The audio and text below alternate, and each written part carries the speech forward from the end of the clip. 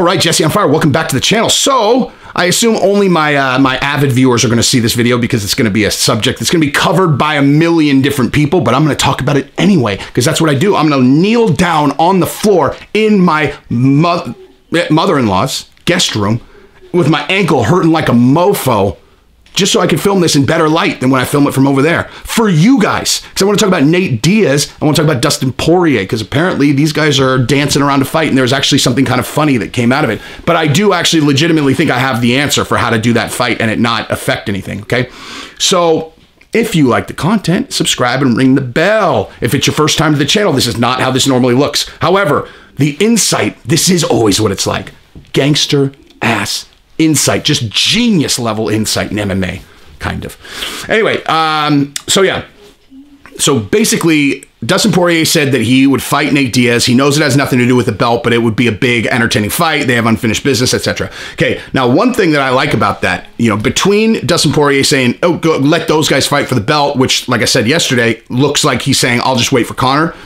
And also him saying, well, I will take Nate Diaz, is he's doing the smart, he's like, I'll take the money fights, right? What do the Conor and Nate Diaz fights have in common? They're the money fights. Like, who cares about it? He's like, I don't care about the belt. Now he's got a name. Now he's going to be able to negotiate back end. Now he has a big enough name that he can be part of a big fight, right? He knocked out Conor. So if he goes Nate Diaz versus Dustin Poirier, that's a big fight. That's a headliner fight. Big fight. So I like that a lot. Now Nate Diaz is like, yeah, I'll take that fight all day. And then Nate Diaz, I believe, stumbled into the correct answer for how you can do that fight and it not mess anything up, right? Because Dustin Poirier brings up a good point. Okay, I fight Nate Diaz. What does that do for me as it relates to the title picture? Now, in my opinion, he's already sitting there, probably should be wearing the belt. But if he's thinking, okay, if he's thinking about the belt, whatever, he's right. You know, you can't. That's why I said Conor fighting Nate Diaz doesn't make any sense if he wants to go after the belt. And then Nate Diaz comes in and like trips over his legs and comes in with the exact correct answer. Or maybe he knew. Maybe he knew.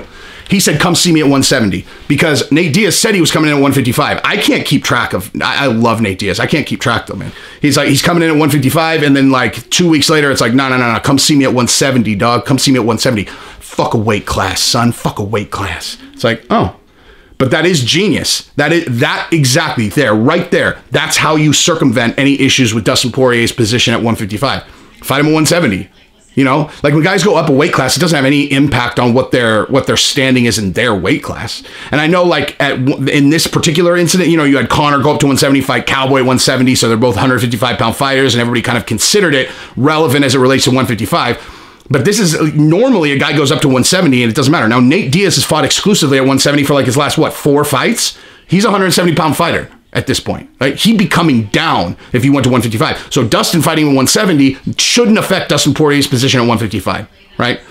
So now if they were going to do that, they would have to hurry because Conor is, I mean, if you don't do the rematch with Conor, if you're Dustin Poirier right now, you're out of your mind. That is the money fight. You're going to make way more money for that fight than any other. You don't have a long career. As a person who has a family, like, there's the glory, and then there's let me set up my kids. Like, seriously, think like if you're gonna make an extra three, even if it's $3 million to fight Conor, and you clear 1.7 or something after taxes, right?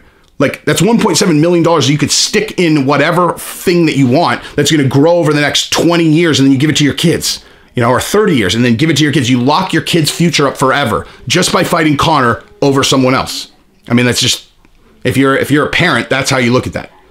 So, you know, so if they wanted to do Nate Diaz, I think the timing would be the problem because you know Conor's coming back and he's going to want to fight Dustin, and in my opinion, you got to do that. But if they can put it together fast, maybe you can do the Nate Diaz fight and then fight Conor in the midsummer. So anyway, that's what I got. Subscribe to the channel, ring the bell, and tell your friends. Peace.